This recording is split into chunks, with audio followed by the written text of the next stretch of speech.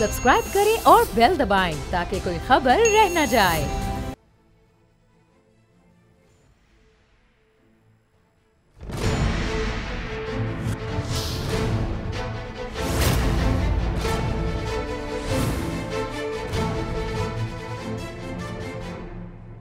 अस्सलाम वालेकुम, मैं हूं नूरुल आरफीन सिद्दीकी और आप देख रहे हैं मेरी जंग।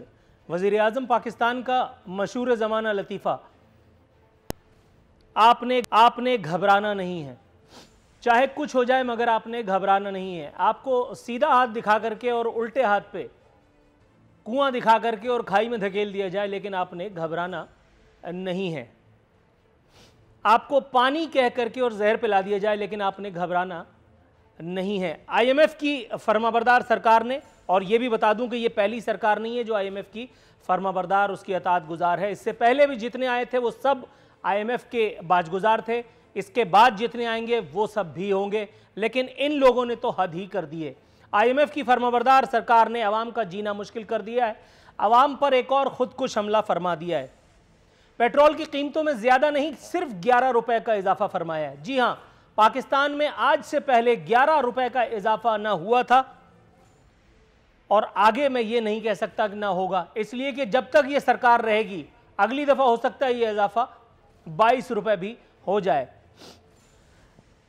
इरादे बांधता हूं, सोचता हूं, तोड़ देता हूं कि मुतरादिफ किसी मौजू पर प्रोग्राम करना ऐसा लगता है कि अल्लाह रब्बुल इज़्ज़त ने अब मेरे नसीब में रखा ही नहीं है। DGISI का मामला हो, हुकूमत की फॉरेन पॉलिसी हो, अफगान मामलात हो, कुछ हो, लेकिन जैसे ही मेरे प्रोग्राम का दिन आता है या तो बिजली की कीमत बढ़ा दी जाती है, या तो गैस की कीमत बढ़ा दी जाती है, या तो पेट्रोल बम चला दिया जाता है।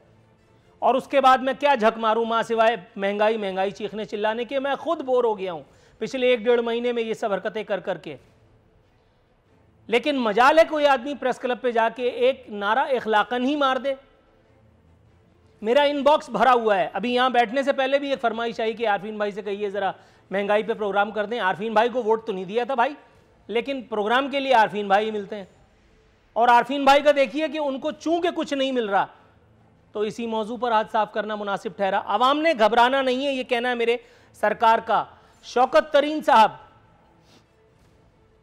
अनमोल रतन, पाकिस्तान तहरीक इंसाफ और वजीर आजम इमरान खान, उनका कहना है कि कीमतें दुनिया भर में बढ़ी। ये बता दूं कि इस मर्तबा उनका कहना बिल्कुल ठीक है। इंटरनेशनल मार्केट में ऑयल प्राइसेस लिमिट पर पहुंच गई हैं। इस मर्तबा हुकूमत का ये दावा दुरुस्त है, लेकिन बहुत से काम थे कि मेरा ख्याल है कि जो किए जा सकते थे नहीं किए गए। तबर्रा इसलिए किया जा रहा है। हुकूमत के दूसरे अनमोल रतन, बल्कि शौकत तरीन के अनमोल रतन मुजम्मिल असलम, जहां शौकत तरीन साहब न मिले सरकार की मिदद फरमाने के लिए, वहां मुजम्मिल असलम को आगे कर दिया जाता है। फरमा रहे हैं कि आलमी मंडी के मुकाबले में इजाफा फिर भी कम किया है। सरकार उठाइए तलवार, उठाइए हंटर, उठाइए कोड़ा और शुरू हो जाइए। कौन है इस मुल्क में जो आपका हाथ रोक ले? इस वक्त तो लगाम मेरे सरकार के हाथ में। हाँ, आपके जाने के बाद आपके ऊपर गद्दारी के मुकदमे और बहुत सारे मामलात खुलेंगे। अभी तो सब रावी चैनी चैन लिखता है। नवाज शरीफ भी गद्दार उस वक्त डिक्लेयर हुआ जब उसके मुंह में दांत रहे ना पेट में हाथ। उससे पहले तक उसकी गाड़ी दूसरा शरीफ चला रहा था, जिसको बाद में फिर शेखों ने नौकरी दे दी और फिर बड़े मामलात हो गए। लेकिन मेरे हैंडसम वजीर आजम की मासूमियत देखिए। महंगाई खुद कर लेने के बाद अपनी ही हुकूमत को हिदायत की है कि जी जो महंगाई कर रहा हो उसके खिलाफ कार्रवाई कर दो। गजब खुदा का, मारूं घुटना फूटे आंख। भाई ये महंगाई भी तो आप ही कर रहे हैं। अब आपको तो गिरफ्तार करने से रहे, आपको तो जिन चक्करों में गिरफ्तार होना चाहिए था उन मामलात में भी गिरफ्तारी की नौबत अल्लाह के शुक्र है नहीं आ रही है। वहां पे भी अक्विटल आपको नसीब हो जाता है। PTV हमला एंड ऑल दैट आपको तो पता ही होगा।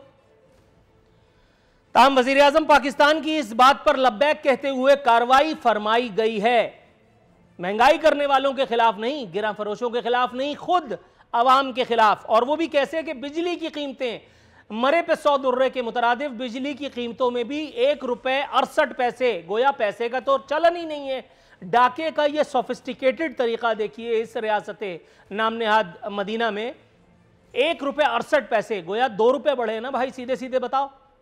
2 रुपए एक मरतबा, फिर ये 5वीं मरतबा है जो बिजली की कीमत भी बढ़ा दी गई है।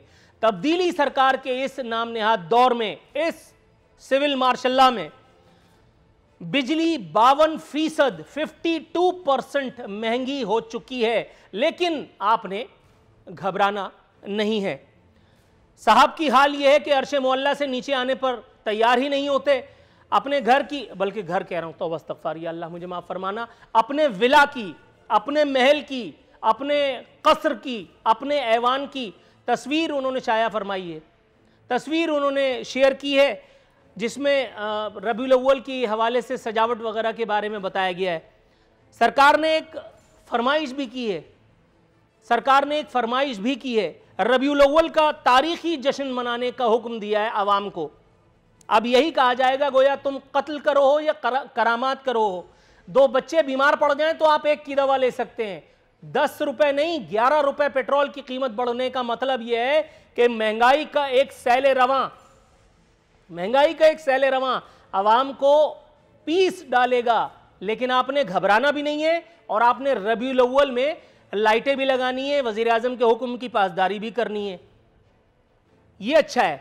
दूसरी जानिब अपोजिशन या नाम नेहाद अपोजिशन, शहबाज शरीफ साहब फरमा रहे हैं कि अवाम का खून निचोड़ने से बेहतर है इमरान नियाजी मुल्क की जान छोड़ दें।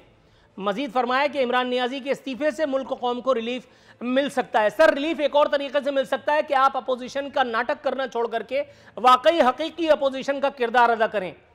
रात के अंधेरे में रावलपिंडी में जाकर के मुलाकात करने और दिहाड़ी लगाने से बेहतर है आप रोड पर आएं, अवाम को लेकर के, और हुकूमत को उसकी इस्लाह अहवाल का मौका फराहम करें। ये चुपचाप जो दिहाड़ियां आप लगा रहे हैं, ये भी आपने जो है वो गलत काम फरमाया है, जिसकी पकड़ आपकी इस प्रोग्राम में तो जरूर इंशाल्लाह होगी। दूसरी जानिब बिलावल साहब फरमाते हैं कि पेट्रोल और डीजल महंगा करना साबित करता है कि इमरान खान अवाम दुश्मन वजीर आजम है। सर, अवाम दोस्त तो फिर आप भी नहीं ठहरे। मेडिकल एनआरओ लिया और उसके बाद फिर दौरे करते फिर रहे हैं, मेडिकल एनआरओ लिया और उसके बाद पंजाब में इक़्तिदार के ख्वाब भी देखते फिर रहे हैं। सर, इक़्तिदार वो हुमा है जो आज नहीं तो कल इंशाअल्लाह ताला आपके सर पे आके बैठना है, ये तो लिख दिया गया, इतना तो हमें पता है, ये तो 2 और 2 4 की तरह से है। लेकिन बात तो तब होती कि जब आप आकर के इमरान खान सरकार को तिगनी का नाच नचाते और हुब्बे अली में, बुग़्ज़े मुआविया में नहीं। ताहम आखिरी लतीफ़ा आज का शेयर करते हुए अपने मेहमानों के पास जाऊंगा। वज़ीर आज़म ने चीनी की ज़ख़ीरा अंदोज़ी और नाजायज़ मुनाफाखोरी के खिलाफ सख्त कार्रवाई का हुक्म दिया है। लेकिन आपको ये बता दूं कि वज़ीर आज़म ने इससे पहले जितने हुक्म दिए हैं उन पर हुआ कुछ भी नहीं। मेहमानों का तारुफ करा देता हूँ। मेरे साथ मौजूद हैं मेंबर नेशनल असम्बली पाकिस्तान साहब जनाब गुल ज़फ़र खान साहब, अख़ुंज़ादा चट्टान साहब सीनियर रहनुमा पाकिस्तान पीपल्स पार्टी से, और शेख फ़याज़ुद्दीन साहब मारूफ हस्ती पाकिस्तान मुस्लिम लीग नवाज से। तीनों मुअज़्ज़िज़ीन को अपने शो में खुश आमदीद कहते हुए हस्ब रिवायत हस्ब दस्तूर सरकार का वर्डिक्ट लेने के लिए या उनका सब्र आजमाने के लिए गुल ज़फ़र खान साहब को ज़हमत कलाम देने जा रहा हूँ। सर, अस्सलाम वालेकुम। जी वालेकुम अस्सलाम। गुल ज़फ़र खान साहब, सर सबसे पहले तो प्रोग्राम में आगे तो जो होगा वो अल्लाह ही जाने, लेकिन सर सबसे पहले मैं आपका शुक्रिया अदा करना चाहता हूँ। आज आपने अपना ट्रिप कैंसिल किया, आपको अपने होम टाउन जाना था, खुसूसी तौर पर मेरे प्रोग्राम में शिरकत की ज़हमत भी उठाई। अब आगे अल्लाह ताला बेहतर करेगा इंशाअल्लाह ताला। पूछना ये था सरकार कि इस मर्तबा भी हमने नहीं घबराना। सर, अब तो थोड़ा सा घबरा लेने दें, 11 रुपये बहुत होता है, थोड़ा सा आप घबरा लेने दें, क्योंकि आवाम अल्लाह का शुक्र है अब दाल दलिए से भी गई। क्या कहेंगे सर?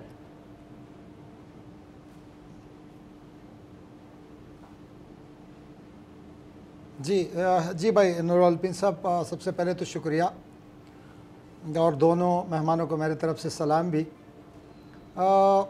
एक बात ये कि आप सहाबत के मुफ्ती आज़म साहब है और वैसे इतना लंबा चौड़ा वो इंट्रो दे देते कि हमें लिखना पड़ते कि आपने कौन कौन सी चीज़ें डिस्कस की है, और पहले से आपने वो बंदूक उठा रखा है कि आगे अल्लाह खैर करेगा, यानी कि पहले से लड़ाई की नीयत है आपकी कि चलो आगे जाके हमने खामखा वो बॉक्सिंग का करना है, तो इंशाअल्लाह खैर ही रहेगा। लेकिन अगर इस फोरम पे थोड़ी सी दलील से बात हो तो मेरे ख़्याल में थोड़ा सा जो देखने वाले वो भी समझ जाएंगे और सियासत का जो चेहरा है वो भी मसक नहीं होगा, जिस तरह के मुसलसल टीवी टॉक शोज़ में और मुख्तलिफ़ जुलूस जुलूसों में जो कुछ हो रहा है। तो मेरे ख्याल में थोड़ा सा, और वैसे भी हमारे पास अपने सीनियर्स बैठे हैं, ये तो इस वक्त मेरा कोलीग भी है और मेरा सीनियर भी है और बस बहुत ज़्यादा शरीफ और बहुत ज़्यादा शफकत करने वाला बंदा है। दूसरा चट्टान साहब है, और उसके साथ भी हमारा बहुत अच्छा ताल्लुक़ गुजरा और एक ही वो निज़ाम के ख़िलाफ़ हमने जदोजहद की, और यानी कि दोनों हम सियासी वर्कर हैं, मैं और अखुनज़ादा चट्टान साहब, और ये तो सीनियर तरीन है, इसको तो आप मुझसे बेहतर जानते। जब तक आपके सवाल है घबराने की और महंगाई की ताल्लुक़ है, तो एक चीज़ है कि अगर एक सवाल मैं आपके ऊपर कर लो और थोड़ा सा आगे जाकर ना 2018 की इंटरनेशनल मार्केट के रेट को चेक कर ले और आपके चेक कर ले, तो क्या आप क्या फैसला कर लेंगे? फॉर एग्जांपल, अगर आप हमारी जगह आकर बैठ जाए और हम आपकी जगह बैठे, तो आप क्या फैसला करेंगे? यानी कि 2018 में जब जो रेट था इंटरनेशनल मार्केट, वो 47 से होकर इस वक्त 84-85 पे जा पहुँचा। इस वक्त जो हम पेट्रोल पर हम कर रहे हैं, वो सिर्फ 10% टैक्स के साथ फराहम करते हैं आवाम को। 2018 में यही पेट्रोल 52% टैक्स के साथ फराहम किया जाता है। यानी कि वो चीज़ें जो इम्पोर्ट होती है और इंटरनेशनल मार्केट में उसकी कीमत बढ़ जाती है, और जो कीमती ख़रीद होती हैं उसके ऊपर हम फराहम कर लेते हैं। लेकिन इसमें तो कोई शक नहीं है कि महंगाई जो है वो इंटरनेशनल मसला है। इस वक्त बहुत सारी चीज़ें ऐसे हैं जो इम्पोर्ट होती हैं, और उन्हीं के ऊपर इस वक्त मुझे भी तशवीश है, आपको भी तशवीश है, और पूरी पाकिस्तानी आवाम को भी तशवीश है। और हम कोशिश भी कर रहे हैं कि किस तरीके से इन चीज़ों को हम आसानी से हैंडल कर सकें। दूसरी बात, आरफन साहब की, जिस तरह के मैंने पहले बताया कि महंगाई जो है कि इंटरनेशनल मसला है, तो इसके लिए मेरे ख्याल में इस वक्त इसके बजाय कि अगर हम आपस में लड़ पड़े और शोर मचाना शुरू कर दें, तो हम उसके ऊपर तनकीद करेंगे, वो हमारे ऊपर करेंगे। इससे बेहतर है कि हम कोई हल तलाश कर ले। चूँकि इस वक्त मैं आवाम का और हुकूमत का नुमाइंदा हो, तो मेरा ज़ाती राय ये है कि महंगाई मुश्किल से कंट्रोल होगी। थोड़ी बहुत कोशिश तो हम करें कि कंट्रोल कर सके, लेकिन आपको पता है कि पूरी दुनिया में यही चीज़ जा रही है और पेट्रोल के रेट पूरी दुनिया में बढ़ रही है, लेकिन वहाँ पे आवाम का क़ुव्वत ख़रीद जो है वो थोड़ा सा ज़्यादा है। तो हमें इसके ऊपर फोकस करनी चाहिए कि हम आवाम की क़ुव्वत ख़रीद को बढ़ा के उनको इसके काबिल ला सके कि वो चीज़ें खरीद सके। बिल्कुल, तो आपकी हमारी बात कोशिश सही है, यही है आपकी बात इंशाअल्लाह बिल्कुल सही है। बिल्कुल आपने दुरुस्त फरमाया, और जितनी समझदारी से आपने मुझे डील किया, यकीन जानिए सब्र का वर्ल्ड कप आपको देता हूं मैं। आपकी बात भी मैंने पूरी तवज्जो से सुनी। आखिर में भपती कस के और मैं अपने अगले मेहमान की जानिब जाऊंगा, क्योंकि बहरहाल प्रोग्राम भी मेरा है और आप जानते हैं कि मेरी आदतें कुछ ज़रा बिगड़ सी गई हैं। आपने मुझे सहाफ़त का मुफ्ती आज़म कहा, सर मैं इस हुस्न ज़न के लिए आपका मशकूर हूँ। तो एक और फतवा आपकी खिदमत में पेश की देता हूँ इख्तिसार के साथ। सर आपने फरमाया कि आवाम की क़ुव्वत ख़रीद को हमें बढ़ाना होगा, लेकिन अगेन ये बात कोरिलेट करती है, ये बात डायरेक्टली जो है वो मुंज़बित है एक ऐसी चीज़ से जिस पर आप काबू नहीं पा सकते, और वो है कि अपने वज़ीरों की दिहाड़ियाँ आप कट कर दें। वज़ीरों की ये जो फ़ौज ज़फ़र मौज आपने हमारे सीनों पर घोड़े दौड़ाने के लिए रखी हुई है, इनमें से अक्सरियत को जब तक बेरोज़गार नहीं किया जाएगा तब तक ये काम हो नहीं सकता, और दूसरी बात, पिछले प्रोग्राम में भी मैंने कहा था कि वज़ीर-ए-आज़म साहब का ये जो तकरीर नवीस है, इसकी नौकरी जब तक नहीं जाती तब तक हमारे आंसू ऐसे ही बहते रहेंगे। एक तो महंगाई के वार, ऊपर से वज़ीर-ए-आज़म का तंज़ कि घबराना नहीं है। गज़ब खुदा का यहाँ जान जा रही है और कहते हैं घबराना नहीं है। बहरहाल आपका नुक्ता कन्वे हुआ सर। थोड़ा सा तवक्कुफ़ की इस्तदा के साथ मैं शेख फ़याज़ुद्दीन साहब के पास जाने की अदाकारी फरमाऊँगा। शेख साहब, सर अस्सलाम वालेकुम। वालेकुम अस्सलाम भाई। सर सबसे पहले तो मैं आपको ये बता दूं कि आपको शराफत का जो ताना गुल ज़फ़र खान साहब ने मारा है, इसको आप सीरियस ले लीजिएगा, लेकिन सिर्फ इस हद तक कि आपके जवाब पे इसका कोई असर ना आना चाहिए। मैं आपसे ये पूछना चाह रहा था कि गुल ज़फ़र खान साहब ने फरमाया कि महंगाई एक इंटरनेशनल फिनोमेना है, जो कि दुरुस्त है। इसका एक तरीका ये भी तो है कि हम महंगाई को महसूस ही ना करें, क्योंकि वज़ीर-ए-आज़म ने पहले भी कहा था कि अगर आपको महंगाई लगती है तो आप बेल्जियम की तरफ देखें। अब पता नहीं है बेल्जियम कौन सी जगह पे और कौन सा मुल्क है, लेकिन सर इससे पहले भी तो कुछ और ममालिक आते होंगे, कुछ और ख़ित्ते भी आते होंगे जहाँ मेरा ख्याल है पाकिस्तान से हालात बेहतर हैं। बंगाल वगैरह में तो सुना है कि टके की प्राइसेस और बढ़ गई हैं। अब तो हम ये भी नहीं कह सकते कि 2-2 टके के लोग और फलाना और ढिमकाना, आप समझ रहे होंगे। सर जवाब इनायत कीजिए। आरफीन साहब, मेरे भाई ने जो शराफत की बात की है, हम मुस्लिम लीग वालों की ये खामी समझें या खूबी समझें, हम हैं ही शरीफ, और ये हुकूमत शराफत की ज़बान समझने वाली होती तो आज ये हालात ना हुए होते। मैं मानता हूँ कि महंगाई दुनिया में बड़ी है, लेकिन क्या मुर्गियाँ भी बाहर से आ रही हैं? क्या अंडे भी बाहर से आ रहे हैं? बिजली तो हम अंदर पाकिस्तान में बना रहे हैं, ये भी हम इंपोर्ट कर रहे हैं। हमारे तो हालात ये हैं कि हमारा जो 2 रुपया है बांग्लादेश का 1 टके के बराबर है, यानी हम पाकिस्तानी टके के भाव भी अब नहीं रह गए। तो अल्लाह ताला रहम करे पाकिस्तान पे। चले महंगाई जैसे आपने कहा कि अब तो इस पर रो रो के हमारी आंखें भी जवाब देगी और गले भी बैठ गए हैं। मैं इनसे पूछता हूँ लॉ एंड ऑर्डर का क्या हालात है, और उसमें भी उसकी वजह यही है कि महंगाई की वजह से आम आदमी की जो है कुव्वत खरीद ख़त्म हो चुकी है। जिसके बच्चे को 2 दिन घर का खाना नहीं मिलेगा वो क्या करेगा। मेरे ज़िले में सादकाबाद में आज से 4 दिन पहले डाकू आए हैं और 9 आदमियों को शारे-आम पे दिन दिहाड़े गोलियां मार के शहीद करके चले गए हैं। हुकूमत का एक बंदा गया है उनके पास। अगर ये मुस्लिम लीग की हुकूमत होती तो आज शहबाज शरीफ साहब वहीं बैठे होते। ये कोई आदमी अफसोस करने, ताज़ियत करने भी नहीं गया। और लतीफ़ा देखिए कि आज कायम मकाम गवर्नर रहीम यार खां एयरपोर्ट पे उतरे हैं और उन्होंने लोगों को ज़िम्मे लगाया कि मेरी तरफ से जाके ताज़ियत कर लें। इससे तो बेहतर था कि वो नमक भिजवा देते और उनके ज़ख्मों पे छिड़क जाते। जिन 9 ख़ानदानों के लोग शहीद हो गए हैं, जो 9 ख़ानदान बर्बाद हो गए हैं, उनके घर वालों की आप हालत से सोच भी नहीं सकते उनकी क्या हालत है। अफसोस करने के बजाय उनको ताज़ियत का पैगाम भेजा गया। तो भाई ये तो हुकूमत जो है ना, ये पता नहीं किस एजेंडे पे काम कर रही है, मेरी तो समझ से बाहर है। ये महंगाई की जो लहर है ना, मेरे भाई भी बहुत अच्छे आदमी हैं, बड़े मोहब्बत करने वाले हैं, और अखुनज़ादा साहब भी, हम तीनों ने अवाम के पास जाना है। इलेक्शन आज नहीं तो कल नहीं तो 1.5 साल बाद आ जाने हैं। जब हम जाएंगे तो हम मुंह क्या दिखाएंगे? चलें हम तो मुंह दिखा लेंगे, ये क्या मुंह दिखाएंगे? क्या यही बताएंगे कि सब्र करो, सब्र का? हाँ, गवर्नमेंट ने यह काम ज़रूर किया है कि इस महंगाई को और जो इनकी नाअहली है उसको छुपाने के लिए सब्र कार्ड इशू कर रहे हैं। और सब्र कार्ड पे अगर गुजारा होता हो तो फिर शायद अवाम का गुजारा हो जाएगा, लेकिन सब्र कार्ड से पेट नहीं भरेगा। चीनी सस्ती नहीं होगी। जो 80 मिले हैं जिनके खिलाफ इंक्वायरी हुई थी, कोई कार्रवाई हुई उनके खिलाफ? ये तो माफियाज के एजेंट हैं। 80 बिलों के खिलाफ FIA ने और नैब ने इंक्वायरी करके हुकूमत को, अच्छा चलें चीनी को भी छोड़ दें, वो इनके ATM है उनको नहीं पूछते। अद्वियात के स्कैंडल का क्या हुआ है? वो नदीम बाबर साहब जो अरबों रुपए लूट के घर तशरीफ ले गए, उनके खिलाफ किसी ने कार्रवाई की है? लेकिन कोई तो मैं ये समझता हूँ इस बात का जवाब देना मुनासिब ही नहीं समझता।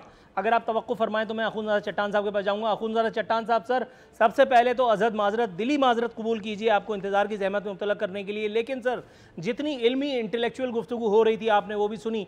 सर महंगाई एक इंटरनेशनल फिनोमेना है जिसमें हमारी हुकूमत कोशिश कर रही है कि आवाम को टारगेटेड रिलीफ दिया जा सके। इस रिलीफ की पहली किस्त, बल्कि इस रिलीफ की 5वीं किस्त शुक्रिया के साथ वसूल हुई है। 11 रुपए का तारीखी इजाफा हुआ है। मैं एक हाइपोथेटिकल सवाल से आगाज़ करना चाहूँगा आपकी साथ गुफ्तगू। सर अगर आसिफ अली जरदारी या आपकी साथ हुकूमत में पाकिस्तान पीपल्स पार्टी के दौर में अगर 11 रुपए गलती से बढ़ा दिया होता तो आपके साथ क्या सलूक होता? कुछ आप एक अंदाज़ा कर सकते हैं? बिस्मिल्लाहिर्रहमानिर्रहीम। देखिए जी, इसमें तो अंदाजी वाली कोई बात है ही नहीं।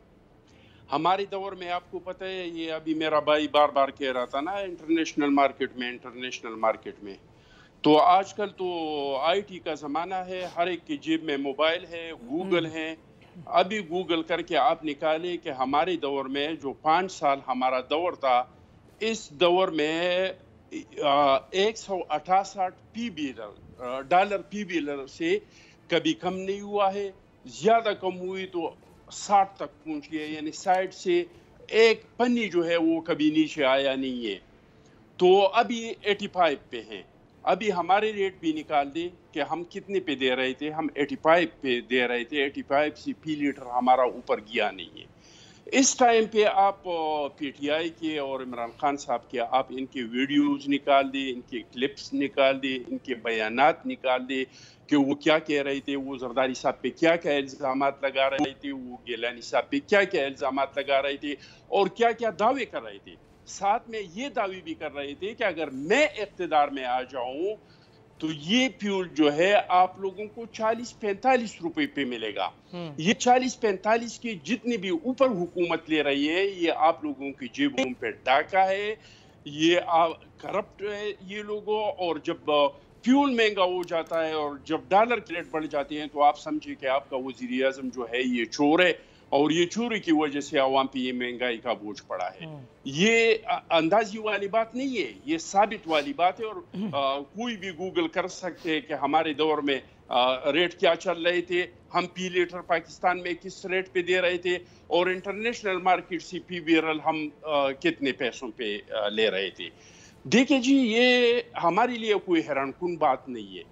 बजट से पहले जब हमने कहा था कि ये जो बजट आ रहा है ये पीटी IMF बजट है, ये इस असेंबली से पास हुआ बजट नहीं होगा, इसमें वही कुछ होगा जो IMF चाहेंगे। क्योंकि IMF के साथ जिस तरह के आपने शुरुआत में कहा कि बहुत सारे पाकिस्तान के हुकूमतें इनके पास जाके इनके पास मुआहदे की हैं, इनसे कर्जी लिए हैं, हमने भी कर्जी लिए हैं, डिक्टेटरों ने भी ली है, और दुनिया में बहुत सारे ममालिक के कर्जे लेते हैं, इवन अमेरिका कर्जे लेते हैं।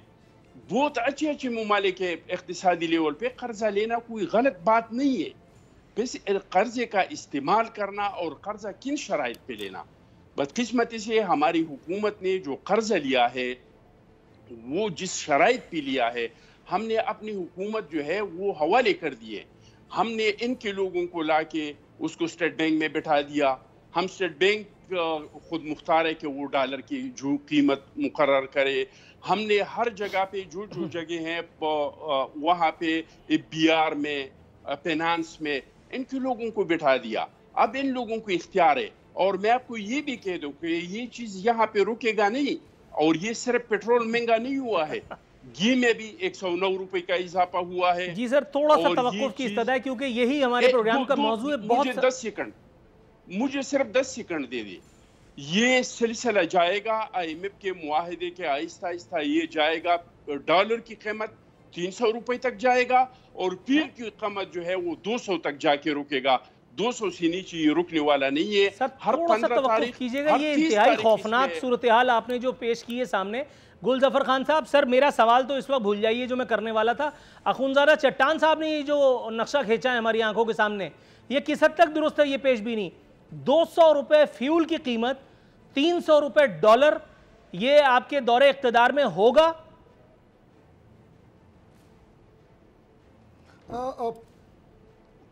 अरफिन साहब, सबसे पहले तो ये कि चट्टान साहब कह रहे कि शायद या मैंने गलत सुना या इन्होंने कहा $168 का बताया, तो इनके दौर में $34 से तो ऊपर गया ही नहीं। ये पहले सर्च तो कर ले, ये मेरे पास ही है, ये देखिए गूगल पे जाके सर्च कर ले, इनको पता ही नहीं है कि कहाँ पर।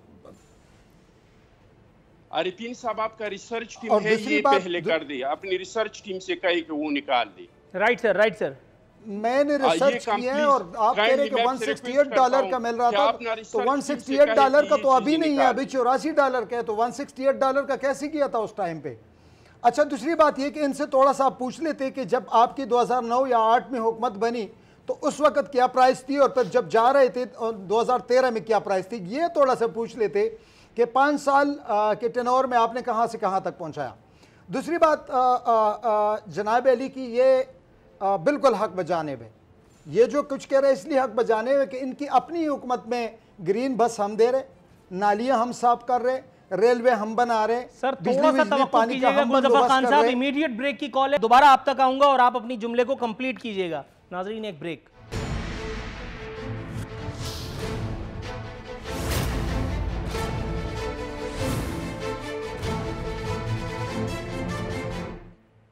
वेलकम बैक नाज़रीन। बदस्तूर हमारे मेहमान हमारे साथ मौजूद हैं। गुलजफर खान साहब की गुफ्तगू जारी थी कि ब्रेक लेने की कॉल आ गई। गुलजफर खान साहब बात शुरू करें, इससे पहले मुख्तसरन आपको बता दूं कि वो सरकारी एंकर जो एक नीम सरकारी चैनल पे पाकिस्तान तहरीक इंसाफ के मैनेजर पब्लिक रिलेशंस का काम संभाले बैठे हैं। जाहिर है कि ये भी खान हैं, तो दोनों खानों में से एक खान का ट्वीट मेरे सामने है। मैं इनको प्यार से जो है वो तोतला कहा करता हूँ। इनका शुक्रिया अदा करने की एक और ख़ास वजह है, जब नौबत आएगी तो वो भी बता दूंगा। खान साहब, इस वक्त आपको कौम से खिताब करना चाहिए क्योंकि आवाम ने घबराना शुरू कर दिया है, ये कहना है नीम सरकारी चैनल पे बैठे एक सरकारी एंकर का। जनाबे गुलजफर खान साहब, सर अब आप अपनी गुफ्तगू जारी रख सकते हैं। अर्पिन भाई, ये आपके इंकरों के दरमियान वो है मामला, ये ऊंच नीच आती रहती है। लेकिन मैं थोड़ा सा अखुनज़ादा चट्टान साहब के सवाल का जवाब दूंगा कि आप थोड़ा सा गूगल पे जाके, गूगल पे नहीं खैर, पीपल्स पार्टी की किसी बंदे से पूछ ले कि आपके दौर में पेट्रोल के ऊपर कितना टैक्स ली जा रही थी और हमारे दौर में पेट्रोल के ऊपर कितना टैक्स ली जा रही है। और दूसरी बात, इनकी बात इसलिए हक बजानिब है कि इनकी अपनी सूबाई हुकूमत को, आप भी कराची के रहने वाले, ग्रीन बसें हम दे रहे, रेलवे हम बना रहे, नालियाँ हम बना रहे, बिजली का हम कर रहे और साथ साथ पानी का भी हम बंदोबस्त कर रहे।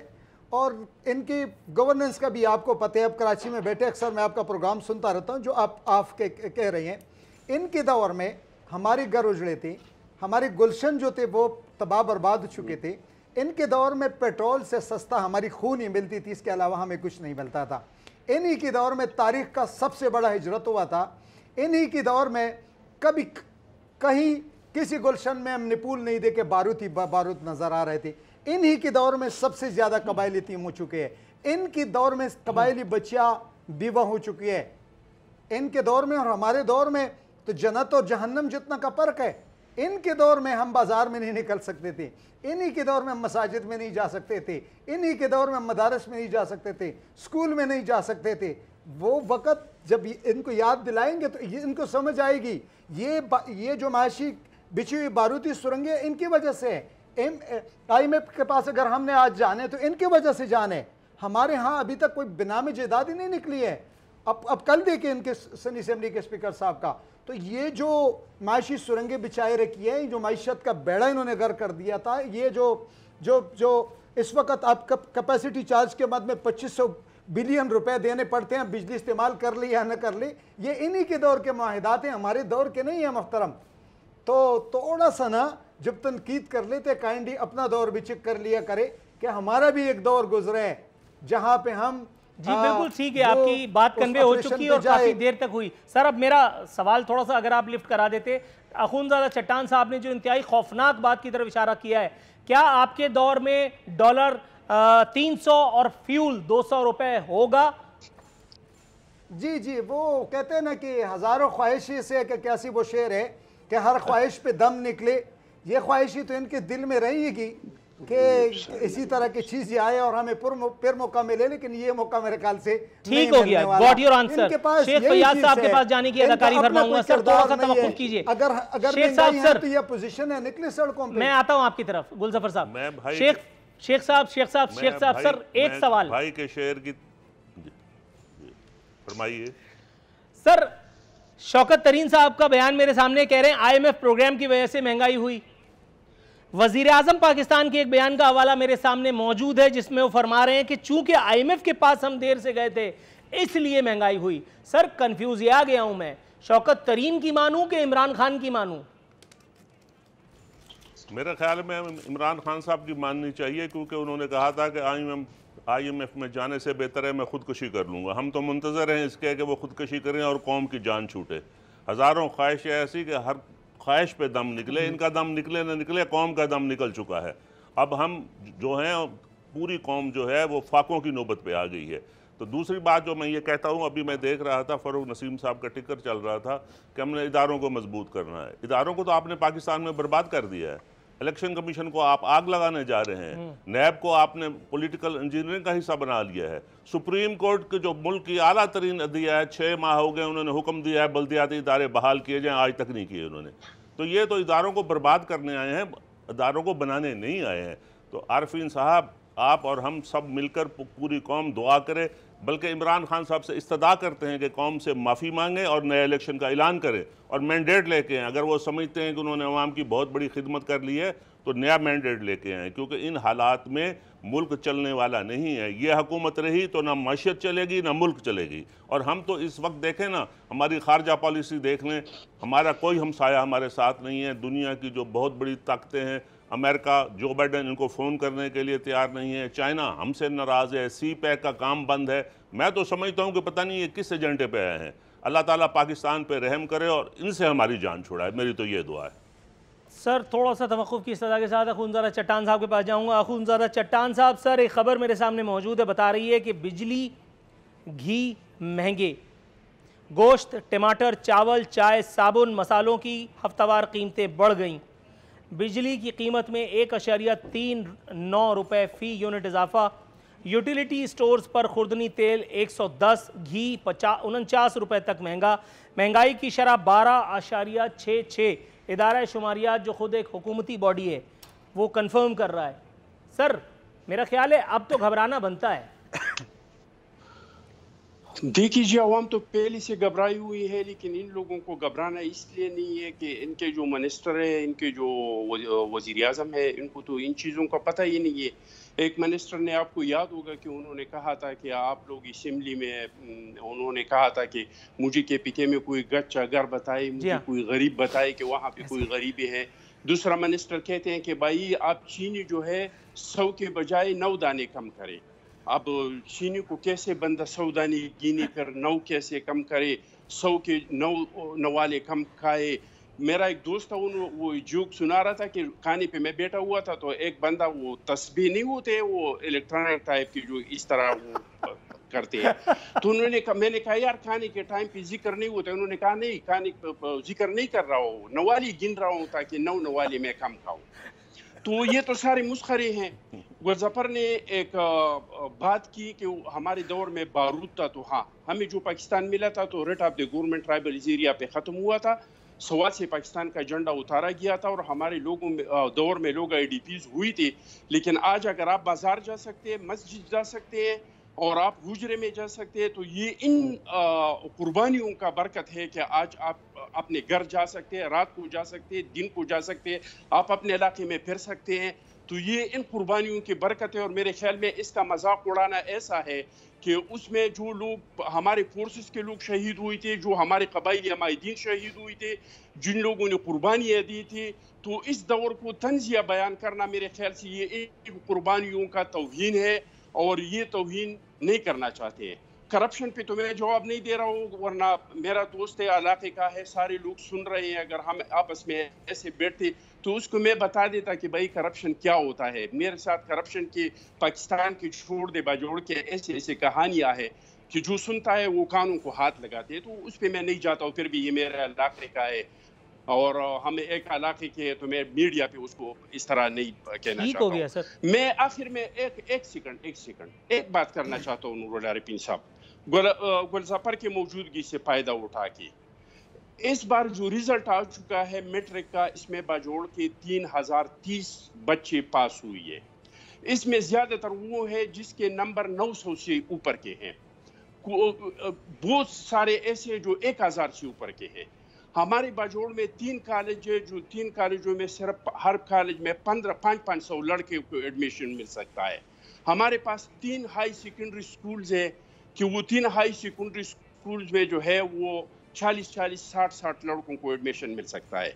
मेरा दरख्वास्त ये हुकूमत से भी है और गुलज़फर से भी मेरा ये दरख्वास्त है कि आप लोग बहुत अच्छे हैं, तब्दीली वाले हैं, इनकलाब लाया है, आप लोगों ने पाकिस्तान को जन्नत बनाया है, लेकिन खुदारा कि हमारे 1700 बच्चे, जिसमें 400 बच्चियाँ और बाकी बच्चे, टोटल बाजोड़ के 1700 बच्चे जो है वो इस बार एडमिशन से रह जाएंगे। 20 साल से ये ऑपरेशनों की वजह से, तालिबानाइजेशन की वजह से हमारा एजुकेशन डिस्टर्ब हुआ है। अब जो यहाँ पे अमन कायम हुआ है तो 1700 बच्चे हमारे रह जाते हैं। हमारे पास 4 कॉलेज ऐसे हैं कि इनके लिए स्टाफ की जरूरत है। अगर उसको स्टाफ दिया जाए तो कम से कम 800-900 बच्चे। राइट सर, गुलज़फर खान साहब मौजूद हैं दूसरे फ्रेम में। आखिरी बात जी, हमारे 54 असातिज़ा हमारे करीब जो डिस्ट्रिक्ट है दीर, इसमें ड्यूटी देते हैं। अगर गुलज़फर हमारे MPs, हमारा दूसरा MNAs और सेनेटर वज़ीर आला के पास जाके कि फौरन से बेशतर हमारे जो असातिज़ा है जो डिस्ट्रिक्ट दीर में ड्यूटी दे रहे हैं उसको बाजोड़ ट्रांसफ़र करे, तो और ये जो तैयार कॉलेज है, एक बरंग का कॉलेज है, एक अजिलवंग में हाई सेकेंडरी कॉलेज तैयार है, तो 3 कॉलेज है और उसको फौरी तौर पे राइट सर, आपकी सारी गुफ्तगू गुलज़फर खान साहब ने बराह रास्त सुनी है। मेरी भी इस्तदा रहेगी गुलज़फर खान साहब। लो नाजरीन, एक वक्फा।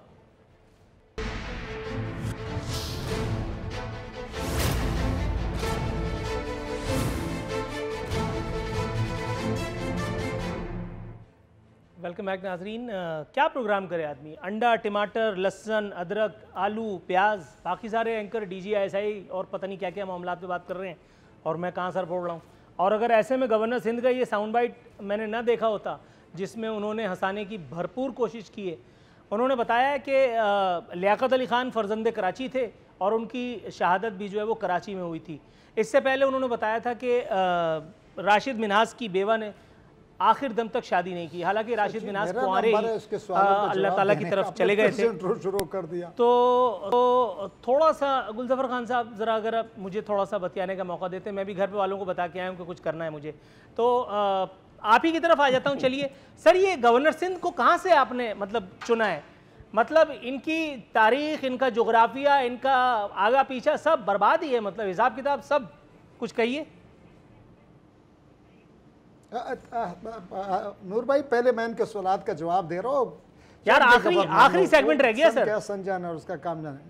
जी जी जी, मैं इनके सवाल का जवाब दे रहा हूँ कि इनके पहले जितने 72 साल में जितने कॉलेज बने थे उतने कल ही अप्रूव हो चुके हैं, कल 2-3 कॉलेज अप्रूव हो चुके हैं और जितने बंद थे आज ही ऑर्डर इशू हो चुका है KP हुकूमत की तरफ से कि उसको इमीडिएटली खोल दिया जाए।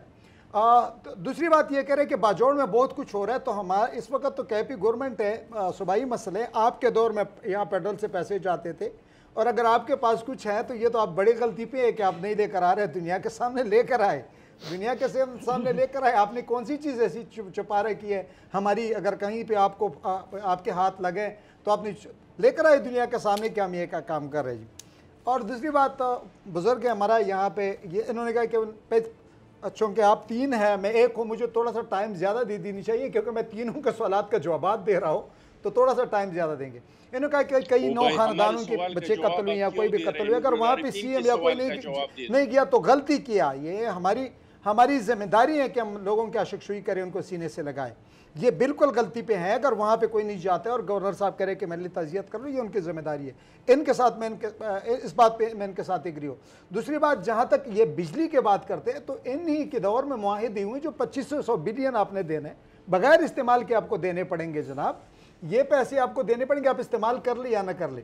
इन्हीं के दौर में ये माशी, ये तबाही, बर्बादी, ये IMF, ये वर्ल्ड बैंक, ये चीज़ें तो इन्हीं लोगों को पैदा करता है। जनाब अली, हमने बिल्कुल कोशिश की और हमने बिल्कुल कहा था, लेकिन मैं पहले प्रोग्राम में बता चुका हूँ कि हमारे इरादे अब भी सादिक है, हमारे अंदाजे गलत निकले थे। जो कुछ हम देख रहे थे हमने कहा ये खामियाँ हैं, चलो जाके आप इस पे अबूर हासिल कर लेंगे, सुलझा देंगे। लेकिन जब हम वहाँ पहुँचे हमने देखा कि रस्तों पे माशी सुरंगें बिछाए रखी हैं, कोई रास्ता ही नहीं निकल रहा था। वहाँ कदम रख लेता तो वहाँ ही डूब जाता, वहाँ कदम रख लेता वहाँ डूब जाता। तो इस तरह का इदारा था ही नहीं जो काबिल इस्तेमाल था, जो कोई पावरफुल था। और जहाँ तक नींद की बातें, जहाँ तक कहना है कि सादिक और अमीन है। जी सर प्लीज आप जारी रखिए सर। जी, जहां तक इलेक्शन कमीशन की बात है तो इलेक्शन कमीशन पे इतराज क्या है इनका? इनसे बेट के निशान को हटा दे, अभी ये कह देंगे ये टिक टाक चीज है। और भाई उस पे क्या है, जाकर चेक कर ले, सिर्फ एक काम आप कर ले नूर भाई, उनसे बेट के निशान को हटा दे, अभी एक्सेप्ट कर लेंगे सारी अपोजिशन। इनको तो इतराज उस चीज पे होती है सर। बिल्कुल आखिरी लम्हाते शो के गुलजफर खान साहब, सर अब मुझे ये बता दीजिएगा, आपके दौर में बिजली 52% महंगी हुई है सर। तमाम चीज़ों का मलबा नवाज शरीफ और आसिफ अली जरदारी पे डाल करके बरियुज़्ज़िम्मा होना भी मतलब जस्ट नहीं है। आज के प्रोग्राम में मैंने, आप देख सकते हैं कि कितनी सादतमंदी से आपका इंटरव्यू किया है, इसकी तो कम से कम आप मुझे 5 नंबर सफाई के भी दीजिएगा सर। लेकिन अब भी घबराना नहीं है भाई, 6ठी दफ़ा पैसे बढ़ा दिए और वो भी डायरेक्ट 2 रुपये। जी नूर भाई, असल मसला ये है जो मैंने बता दिया कि पहले जो मुआहदे हो चुके हैं कभी उसको बाय रिटर्न लेकर आए, और इस पे हमारा जर साहब को भी कभी उनसे सवाल भी कर ले ताकि वो पूरी तरह आपको समझा सके। सर आप लाइन अप करा दें, मैं ईमान से जिसमें मैंने आपको सलूट करूंगा ऑन एयर, अगर आप हम्माद अजहर साहब को लाइन अप करा दें। मैं, ये कौन सी बात है, हमाद तो बड़ा फाइट करने वाला बंदे है वो। मुझे से लोग आपके सामने आके बैठ जाते तो हम सर आप तो जिहादी हैं, आप जिहादी हैं सर, आप थोड़ा सा डॉक्यूमेंटली आप इन चीजों को निकाल ले, इन चीजों को निकाल के इनके सामने रख ले कि भाई ये क्यों हुआ, ठीक हो गया सर। मैं इनसे भी पूछ लेता हूं कि इनके दौर की खराबियां हम तक आई हैं। शेख फैयाज साहब, सर हर दफा हर प्रोग्राम में ये सुन के तंग आ गया हूं कि साबका दौर के मुआहदे, सर ये क्यों करके गए थे आप लोग? नूर भाई नूर भाई 72 साल तक हम कहेंगे, 72 साल, 72 साल तक खुदा की कसम आप नहीं रहेंगे सर। 72 साल तक आप इख्तिदार में तो छोड़ दें। आप सोचिए, थोड़ा सा तवक्कुफ कीजिए, मैं आपकी तरफ आता हूं। जी शेख फैयाज साहब। आरफीन भाई ये कह रहे हैं कि ये हमारी गलती है, तो मैं ये बताना चाहता हूँ कि 3600 मेगावाट के जो मंसूबे हैं, जो 2 वफाक के हैं और एक उसमें साहिवाल का जो है वो पंजाब गवर्नमेंट का है, तो पैसा तो ये ले रहे हैं। माफ़ कर दें, पैसा ना लें उनका, जो ये कहते हैं फिक्स चार्जेस ले रहे हैं, तो वो तो गवर्नमेंट के ख़जाने में जा रहे हैं। और अगर ये मंसूबे हमने ना लगाए होते तो आपको भी याद होगा कि पाकिस्तान में 18 घंटे की लोड शेडिंग होती थी, इंडस्ट्री बंद हो गई थी। अगर ये बिजली का कारखाने ना लगाए जाते तो आज इंडस्ट्री कैसे चलती? ये हम हर इल्ज़ाम, हर गंद हम पे डालते हैं, तो ज़रा सा गिरेबान में भी झांक ले, ज़रा बंद कबाब ही देख लें कि इन्होंने किया क्या है। मैं ये कहता हूँ कि इस मुल्क में खुदा ने हमें हमारे गुनाहों की सज़ा PTI की सूरत में दी है। खान साहब बहुत अच्छे आदमी हैं, लेकिन मैं PTI की बात कर रहा हूँ, इनकी बात नहीं कर रहा।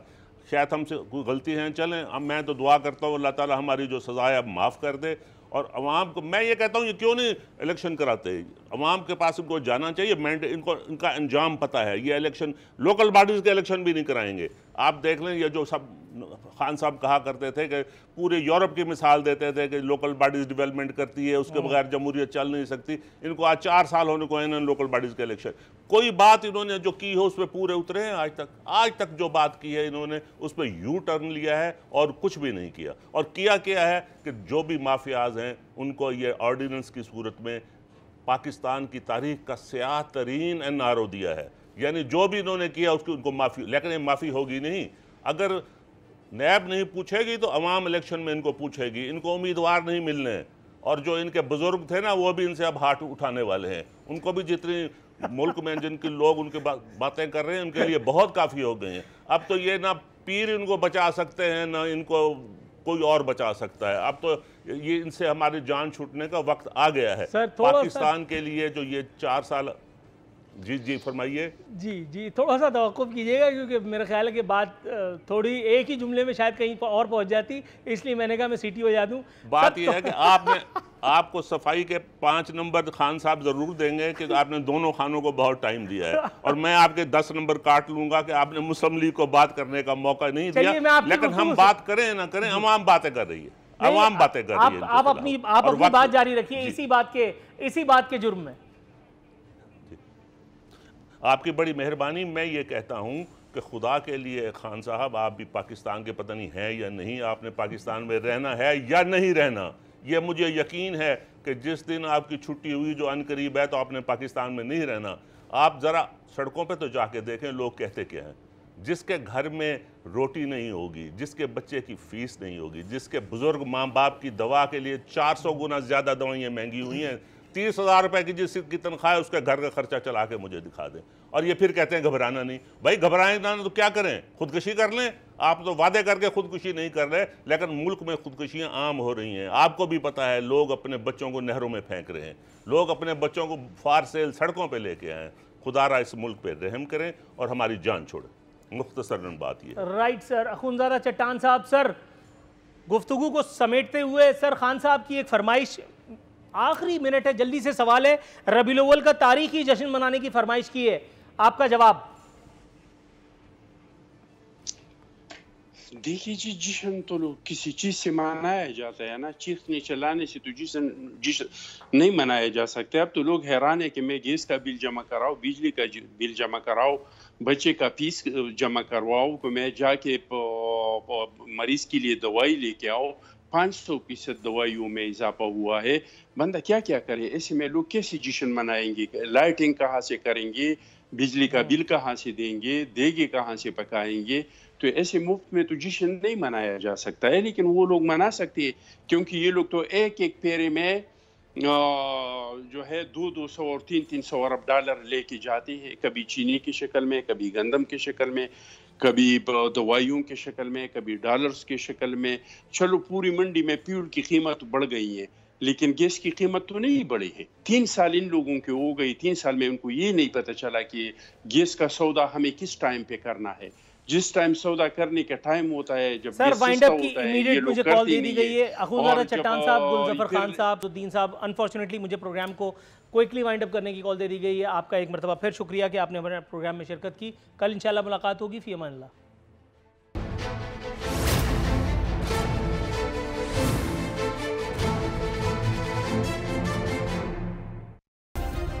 सब्सक्राइब करें और बेल दबाएं ताकि कोई खबर रह न जाए।